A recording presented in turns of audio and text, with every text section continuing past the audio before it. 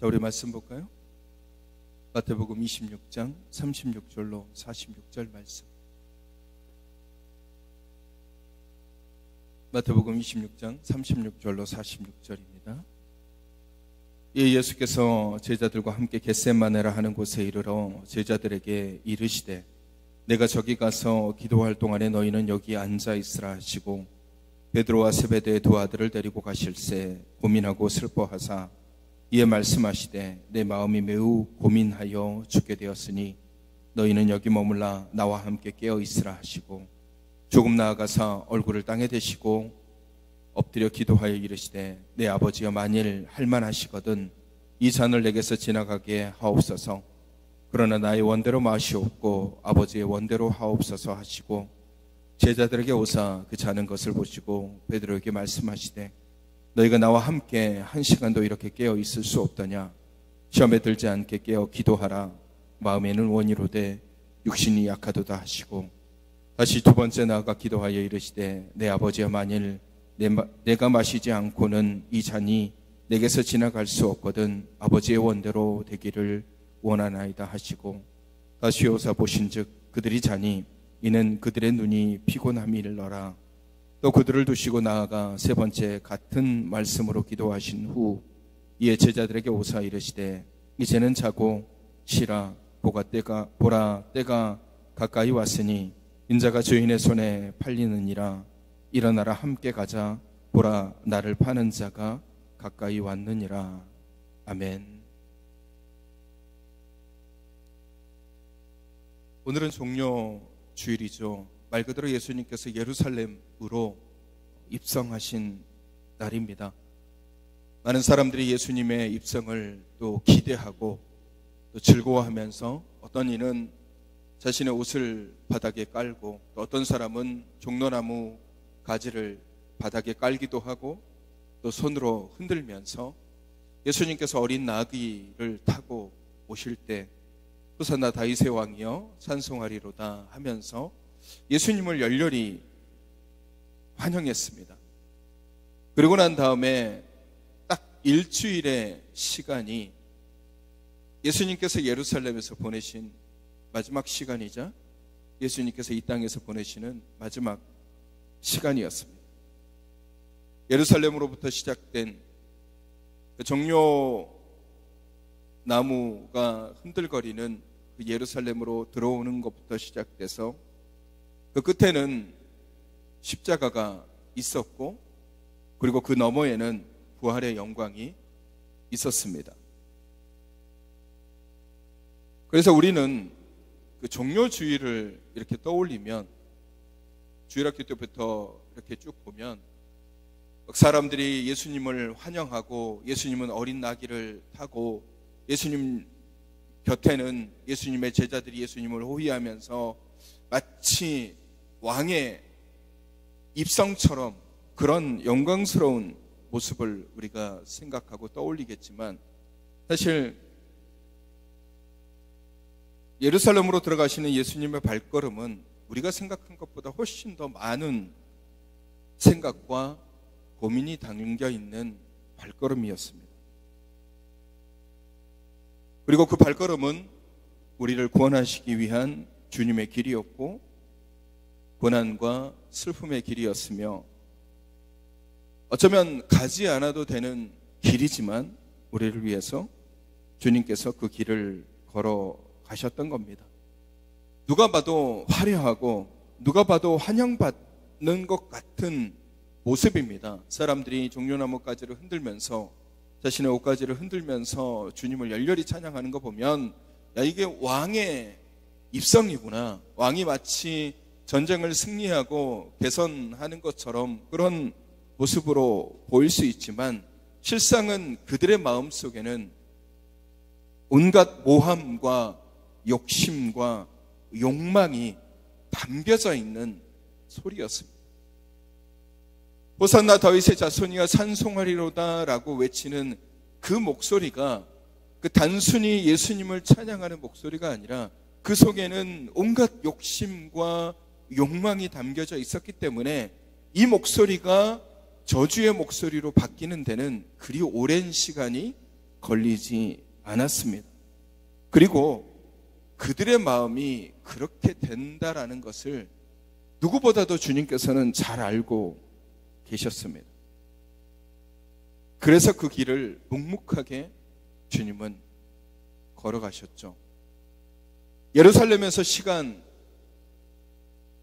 그 짧은 일주일의 시간, 정확하게 따지면 목요일 날 저녁에 그리고 금요일 새벽에 예수님께서 잡혀가시고 재판을 받으셔서 금요일에 십자가에 달리셨으니까 예루살렘에서의 시간은 주일, 월요일, 화요일, 수요일, 목요일, 이 짧은 시간을 주님께서 그곳에서 정말 많은 일들을 행하시고 논쟁도 하시고 때로는 여러 가지 일들을 행하셨습니다. 그리고 난 다음에 겟세마네 동산에서 오늘 하나님 앞에 주님이 섰습니다. 그리고 우리가 본 대로 오늘 말씀대로 주님께서 기도하시죠. 39절에 내 아버지여 만일 할만하시거든 이 잔을 내게서 지나가게 하옵소서. 그러나 나의 원대로 마시옵고 아버지의 원대로 하옵소서 라고 기도하시고, 두 번째는 42절에 내 아버지야 만일 내가 마시지 않고는 이 잔이 내게서 지나갈 수 없거든 아버지의 원대로 되기를 원하나이다 라고 주님께서 기도하고 있는 겁니다.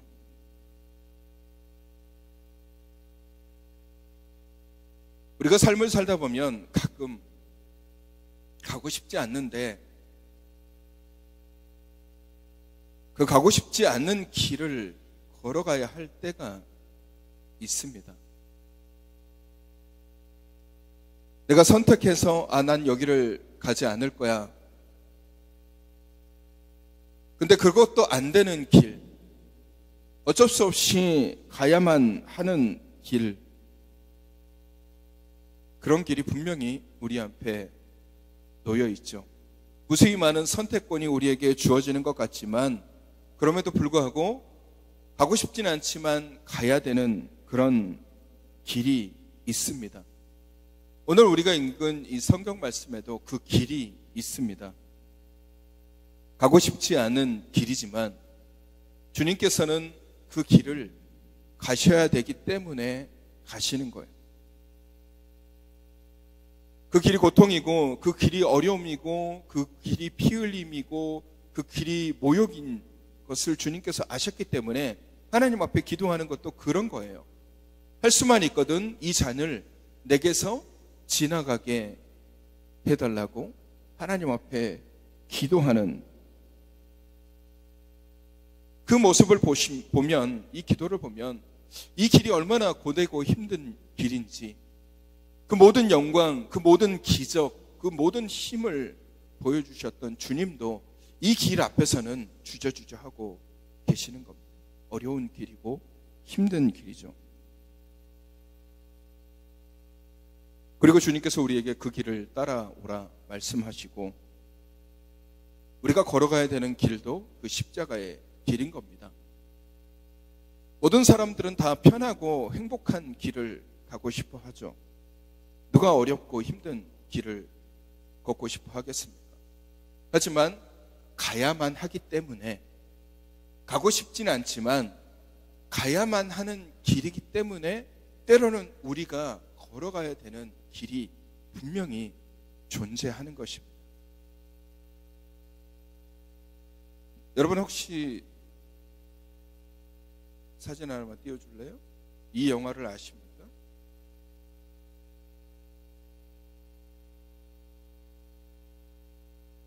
잘 안 보이시죠? 영화 제목이 라이언 일병구악이라는 영화예요. 보신 분들도 계실 수도 있지만 1998년도에 개봉한 영화고 스티븐 스필버그라는 명감독이 감독을 했고 톰 행크스라는 배우가 주연을 맡은 전쟁 영화입니다. 영화의 내용은 단순해요.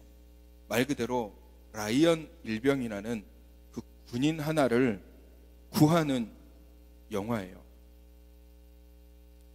영화 시작 부분에 노르망디 상륙작전의 모습을 정말 리얼하게, 전쟁이라는 것이 이렇게 잔혹하고 어려운 거구나라는 것을 보여준 그런 영화인데, 그 노르망디 상륙작전이 끝나고 날 때 누군가의 그 시신 위에 이름이 하나 보이는데, 그 이름이 라이언이라는 이름이었습니다.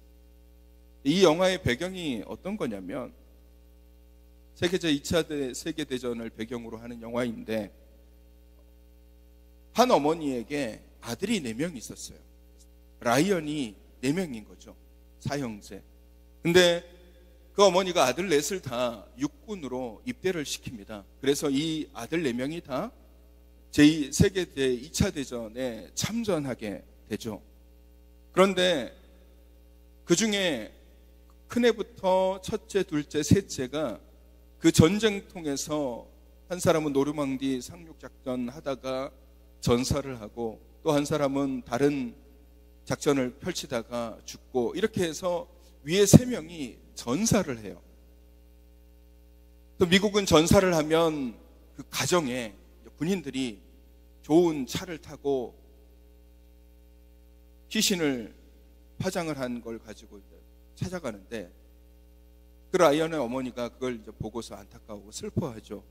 그것을 미국 육군 본부에서 알게 되고, 4명의 아들이 있는데 그래도 한 명은 어머니 품에 보내야 되지 않겠느냐라는 그런 이야기가 나누어져서, 그러면 마지막 생존자 막둥이 라이언을 무사히 구출해서 엄마 품으로 귀환시키자라는 게 계획이었습니다.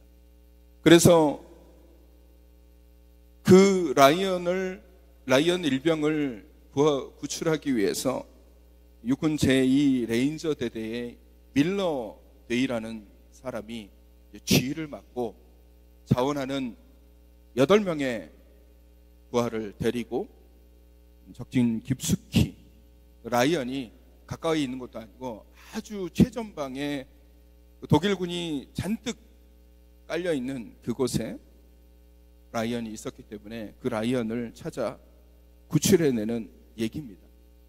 저는 이 영화를 처음 볼 때 전쟁의 참혹함, 그리고 영화를 참 잘 찍었다라는 생각을 가졌지만, 또 하나 드는 생각이 뭐였냐면, 굳이 한 명을 구하려고 왜 9명이나 되는 인원이 그쪽으로 가면 여러 가지 어려움도 겪고 희생이 필요한 곳을 걸어가냐 이거예요. 그 영화에서도 그런 얘기가 나옵니다. 하나 보여줄까요? 한 사람이 질문을 하잖아요. 왜 8명이 한 명을 구하러 가야 되냐. 그 다음 자기도 엄마가 있다고, 여기 엄마 없는 사람 있냐고, 다들 엄마 보고 싶어 하는데 어떻게 보면 불합리하잖아요. 그 한 명을 구하기 위해서 9명이 희생을 해야 되는 상황인 거예요. 그 다음 사진 볼까요? 이게 밀러 대위에게 주어진 임무였어요. 그 라이언이라는 사람을 귀환시키는 게 우리의 임무다.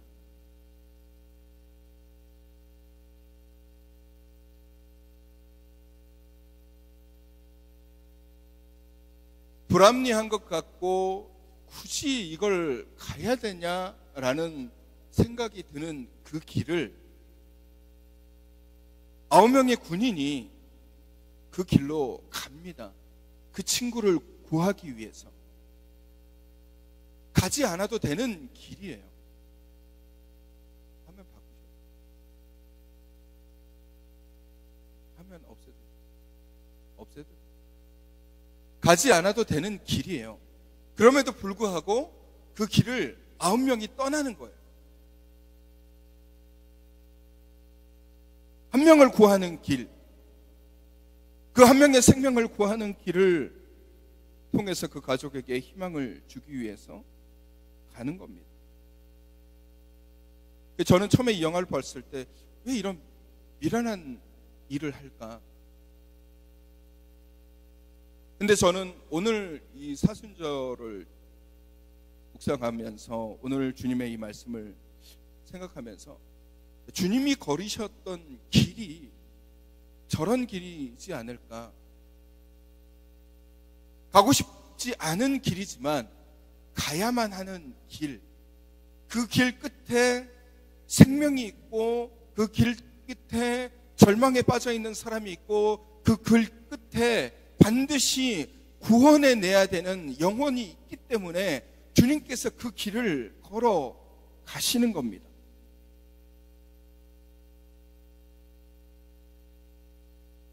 이 9명이 라이언을 구하러 갈 때 그냥 대로로 아무도 그들을 건들지 않고 그냥 평안하게 가서 그 사람을 구원하겠습니까? 가는 도중에 부하들이 독일군과의 만남을 통해서 목숨을 잃고 또 그 현장에서도 밀러데이도 거기서 사망을 합니다. 라이언이라는 이 한 명을 어머니 품에 보내기 위해서 그 8명, 9명의 군인 중에 몇 명이 사망을 해요. 그럼에도 불구하고 그곳을 향해 갑니다. 아마 예수님께서 십자가를 걷는, 십자가의 길을 걸어가는 그 걸음도 그런 길이 아니었을까 생각을 해봅니다. 주님께서 공생애 동안 얼마나 많은 기적을 보여주셨습니까? 능력도 보여주시고 심지어 죽은 자도 살리는 그런 능력을 행하셨던 주님께서 하시는 기도치고는 오늘 이 기도가 어떻게 보면 굉장히 나약해 보이는 기도인 것 같아요.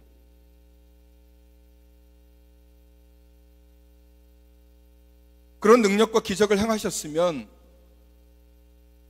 십자가 짊어지고 가는 그거 별거 아니지 않을까? 쉽게 가지 않을까? 라고 생각할 수 있지만 결코 그렇지 않다라는 겁니다. 그 길 앞에 놓여 있는 것이 즐거움, 평안이 아니라 수많은 핍박과 고난이 있고 결국은 십자가를 지셔야 되고 죽으셔야 됨을 알기 때문에 주님께서 그렇게 기도하는 것입니다.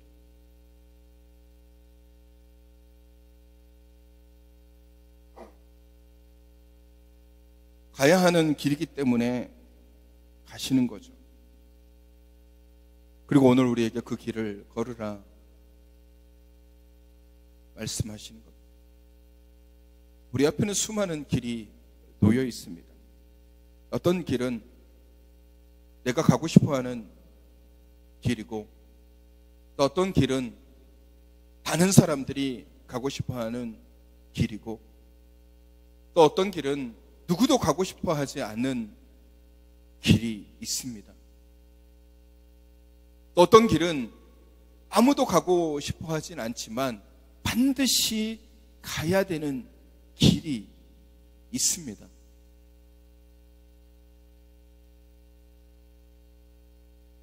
여러분, 우리가 소방관들에 대해서 이야기할 때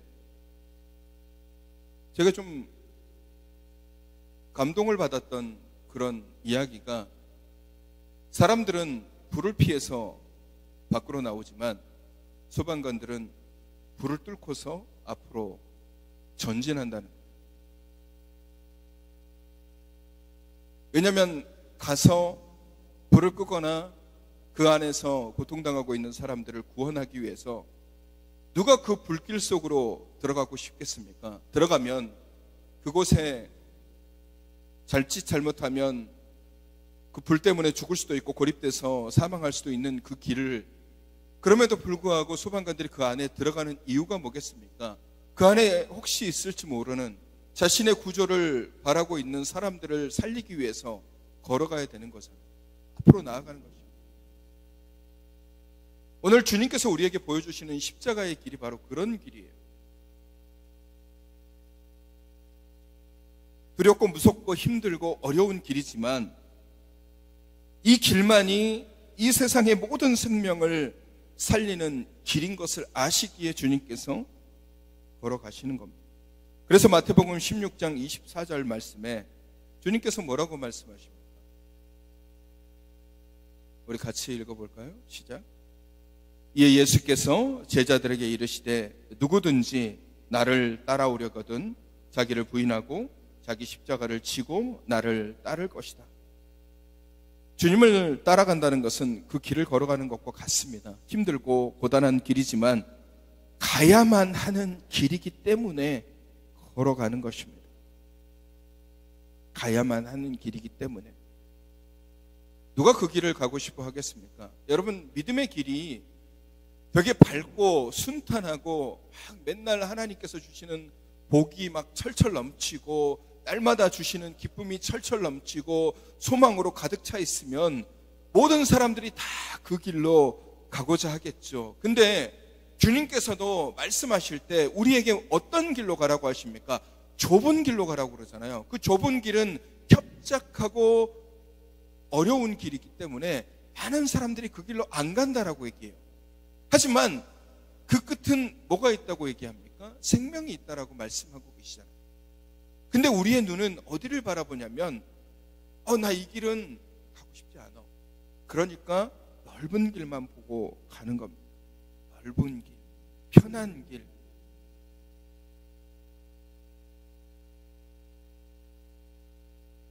주님께서 겟세마네 동산에서 이런 기도를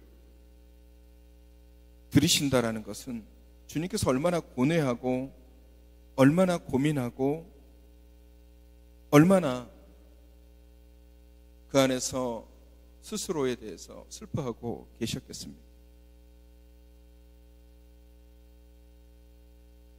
38절 말씀을 보시면 내 마음이 매우 고민하여 죽게 되었으니 라고 말씀하고 계십니다. 이게 주님의 마음이에요. 십자가를 앞에 두고 고난을 앞에 두고 주님께서 생각하시는 그 마음이 바로 이 마음이에요. 매우 고민하여 죽게 되었다. 그만큼 주님은 아신 겁니다.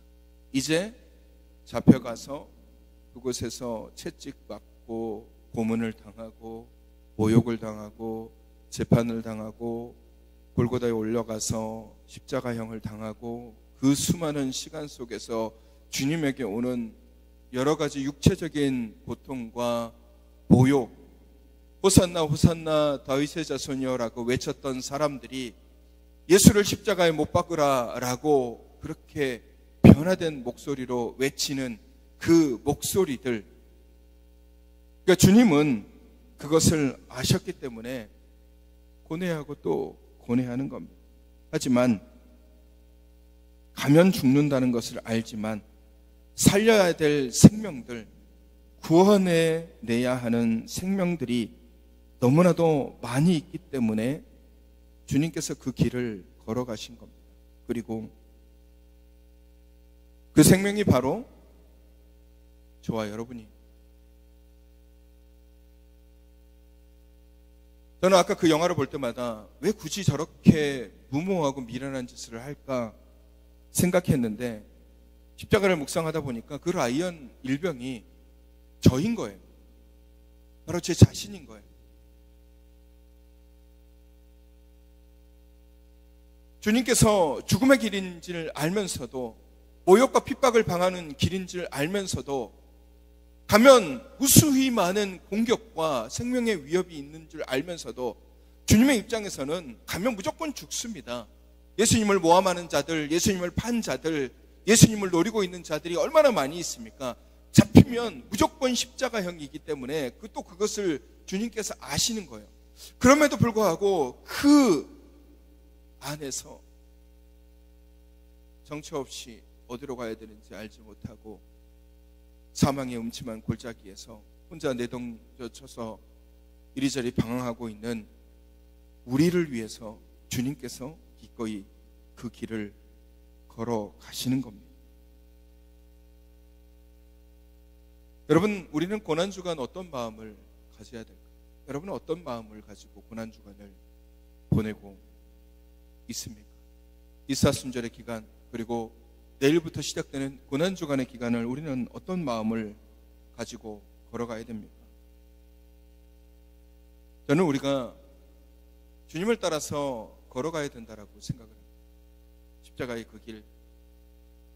그렇다고 해서 우리가 십자가의 그 길처럼 예수님처럼 모욕을 당하고 핍박을 당하고 조롱을 당하고 채찍을 맞고 고문당하고 십자가에 매달려서 죽는 그 길을 주님께서 요구하시는 게 아닙니다.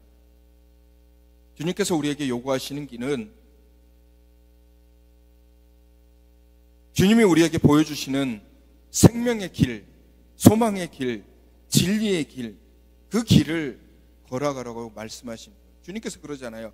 내가 곧 길이요 진리요 생명이니 나로 말미암지 않고는 아버지께로 올 자가 없느니라.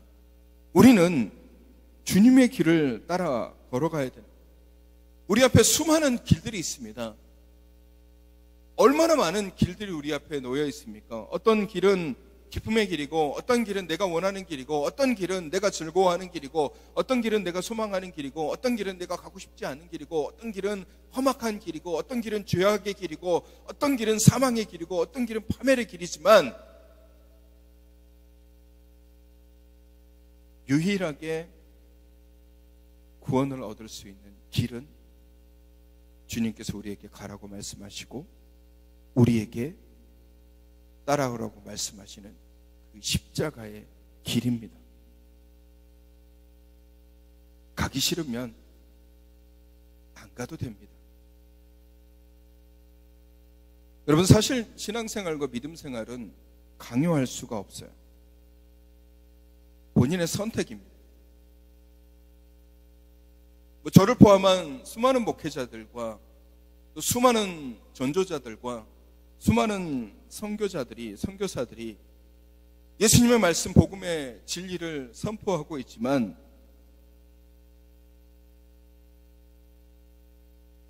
그것을 선택하는 것은 여러분 본인의 몫입니다.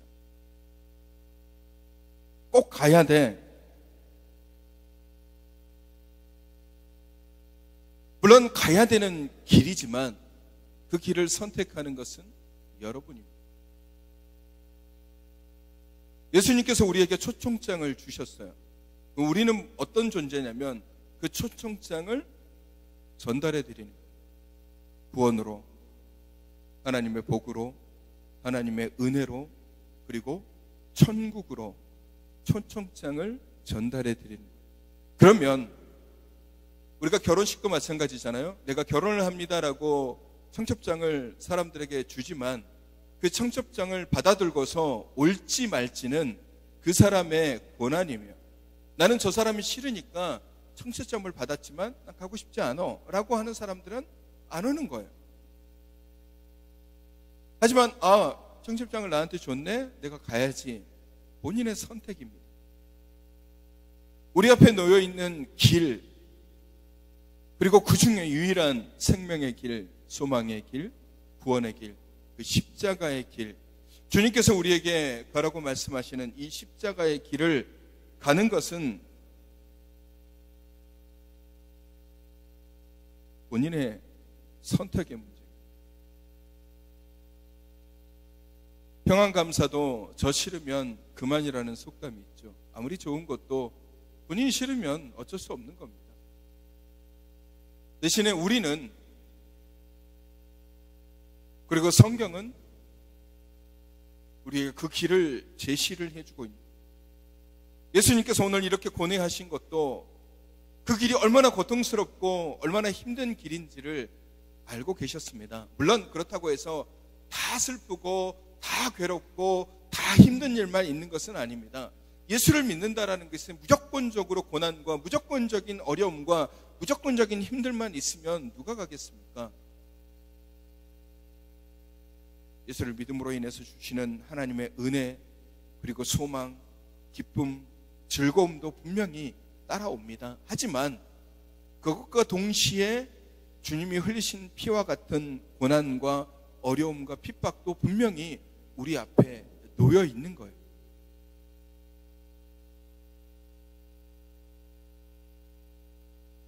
근데 우리가 그 길을 따라 걸어갈 수 있느냐가 문제인 겁니다. 오늘 우리는 그렇게 답해야 돼요. 주님, 제가 그 길을 걷겠습니다. 이사야 6장 8절 말씀을 보시면 하나님께서 이사야를 부르실 때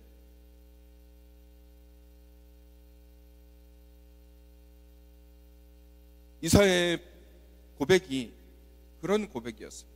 그걸 같이 읽어볼까요? 시작. 내가 또 주의 목소리를 들으니 주께서 이르시되 내가 누구를 보내며 누가 우리를 위하여 갈고 하시니 그때 내가 이르되 내가 여기 있나이다 나를 보내소서 하였더니 하나님의 부름에 응답하여 이사야는 선지자의 길을 걷습니다. 북이스라엘의 패역한 자들에게 하나님의 경고의 소리를 외칩니다. 그 목소리에 귀를 기울이는 자도 있었겠지만 그 목소리를 듣지 않는 자들에게 순종하지 않는 자들에게 멸망으로 향해 가지만 그것을 깨닫지 못하는 자들에게 이사야는 피를 토하면서 외치고 그 길을 걸어갑니다. 예레미야는 왕과 대적하면서 그리고 때로는 갇히기도 하는 상황 속에서도 자신이 해야 되는 그 길을 묵묵하게 걸어갑니다. 호세아는 자신의 삶을 하나님께 드림으로 원치 않는 결혼을 통해서 이스라엘에게 하나님의 뜻을 외쳤습니다. 외로운 길이고 험한 길이고 상처투성이의 길이죠. 하나님 뜻대로 산다라는 것이 바로 그런 길입니다. 근데 우리는 주저합니다. 내 즐거움, 내 기쁨, 내가 가진 것을 내려놓기 힘들기 때문에 길 앞에서 주저합니다. 멈칫거리면서 오히려 다른 길을 찾습니다. 제가 아까 그랬죠? 길은 많다고요. 우리 눈앞에 놓여있는 인생의 선택지는 굉장히 많습니다. 여러분이 생각보다 훨씬 더 많아요. 그러나 진리의 길, 생명의 길은 오직 하나밖에 없습니다. 주님께서 걸으셨던 길, 그리고 우리에게 보이시는 길, 십자가의 그 길만이 오직 우리에게 구원을 주십니다. 사랑하는 성도 여러분, 오늘 우리 앞에 그 길이 놓여 있습니다. 주님께서 걸어가신 소망의 길이자 생명의 길이자 진리의 길. 가고 싶지는 않지만, 왜냐하면 그 앞에 괴로움과 힘듦이 있기 때문에, 때로는 내가 가진 것을 포기하고 내려놔야 될 때도 있기 때문에 가고 싶지는 않지만 가야만 하는 길인 겁니다. 그러기에 우리는 그 길을 걸어가야 되는 것입니다. 우리도 다른 생명을 구원하기 위해서, 우리도 다른 생명을 살리기 위해서, 우리도 예수 그리스도의 복음을 전하기 위해서, 우리도 예수 그리스도의 말씀대로 살아가기 위해서, 우리도 우리 안에서 생명을 얻어가기 위해서 걸어가야 되는 그 길을 걸어가야 되는 것입니다. 지금 우리가 주저주저하거나 혹 눈에 보이는 다른 넓은 길, 왠지 괜찮아 보이고 왠지 평안해 보이는 그 길을 바라볼 수도 있습니다. 애써 주님의 길을 외면할 수도 있습니다. 내가 왜 저런 고난을 당해야 돼? 내가 왜 저런 아픔을 당해야 돼? 내가 왜 저런 것들을 통해서 내 것을 포기해야 돼? 라는 생각을 가질 수도 있지만, 여러분, 고난주간을 통해서 예수님의 그 길을 바라보십시오. 십자가의 피 흘림, 주님의 그 핏자국을 바라보십시오. 나 혼자 걷고 있는 것 같고, 나 혼자 주님의 핏자국을 바라보면서 걷고 있는 것 같지만, 주님은 나보다 먼저 그 길을 걸어가시면서 내가 맞아야 될 모욕, 내가 맞아야 될 아픔을 미리 다 겪고 계시는 겁니다. 올 고난주간에 이 십자가의 길을 더 간절히 묵상하심으로 인하여 이번에 우리에게 주시는 하나님의 귀한 은혜를 누리시며 나 또한 주님의 십자가의 길을 소망하며 그 길을 따라 걸어감으로 주가 주시는 귀한 은혜를 누리시는 믿음의 사람들이 되시기를 주님의 이름으로 축원합니다. 우리 주께 가는 길 찬양 할까요?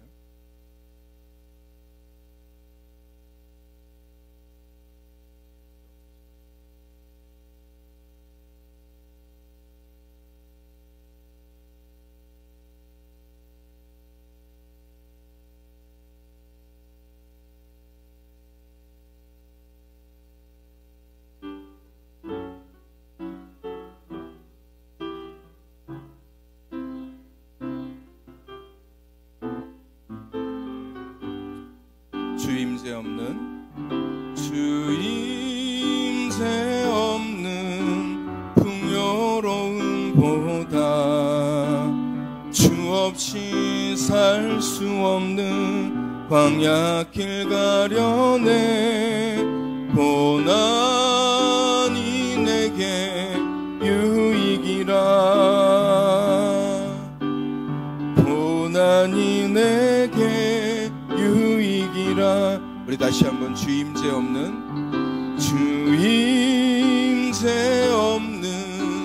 풍요로움보다 주 없이 살 수 없는 광야길 가려네. 고난이 내게 유익이라. 고난이 내게 유익이라. 주께로 가까이 주께로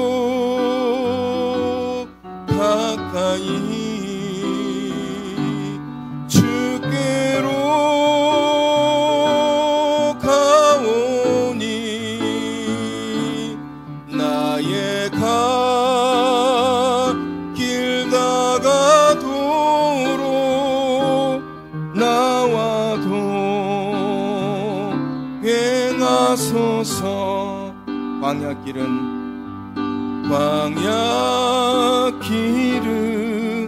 아득히 보인대도 주님과 함께 걷는 가장 안전한 길. 고난이 내게 유익이라. 고난이 내게 유익이라. 주께로 가까이 주께로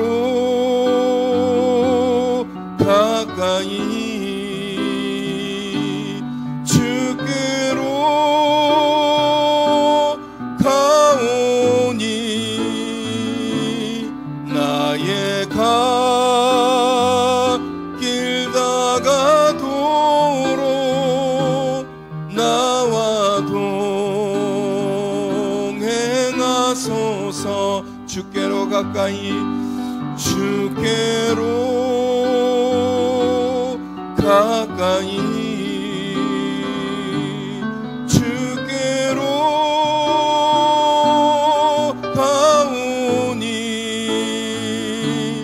나의 길 다가도록 나와 동행하소서. 기도할까요? 주님, 우리가 걸어야 될 길이 무겁고 무섭고 힘들고 어려운 길임을 압니다. 주님이 가셨던 길이 우리를 구원하시기 위하여 걸어야만 했던 길임도 압니다. 주님, 힘들지만 어렵지만 우리는 그 길을 걸어가야 됨도 압니다. 주저하지 않게 하여 주시고 머뭇거리지 않게 하여 주시어서 생명과 소망이 있는 그 길을 우리가 걷게 하여 주옵소서. 주님을 따라 십자가의 길을 걷겠습니다. 예루살렘으로 들어오셔서 골고다의 언덕을 피 흘리며 걸으셨던 그 생명의 길을 따라 우리도 생명의 길을 걷겠습니다. 힘들고 고단한 길이지만 오히려 감사하며 그 귀한 십자가의 길을 걷는 자 되게 하여 주시옵소서. 연약한 지체들이 있습니다. 어려움에 처해 있는 지체들, 육신의 연약함과 질병, 아픔, 사고, 또 마음의 시험과 환난과 어려움, 주님 그들의 상황 다 아시오니 주님의 권능의 손으로 그들의 삶을 주관하여 주시어서 육신은 강건하여지며 마음은 평안과 소망으로 다시 회복되는 놀라운 역사가 일어나게 하여 주시옵소서. 나라의 부름을 받아 군에 가 있는 청년과 멀리 타지에 있는 청년들, 그리고 함께하지 못한 주의 백성들도 주님의 귀한 은혜로 채워 주시옵소서. 이제는 우리 주 예수 그리스도의 은혜와 하나님 아버지의 사랑하심과 성령님의 교통하심이 주가 보여주신, 그리고 우리가 걸어야 할 생명의 길인 십자가의 길을 주저하지 않고 망설임 없이 걷기로 다짐하는 주님의 귀한 백성들 위에 이제로부터 영원까지 함께 하시기를 간절히 축원하옵나이다. 아멘.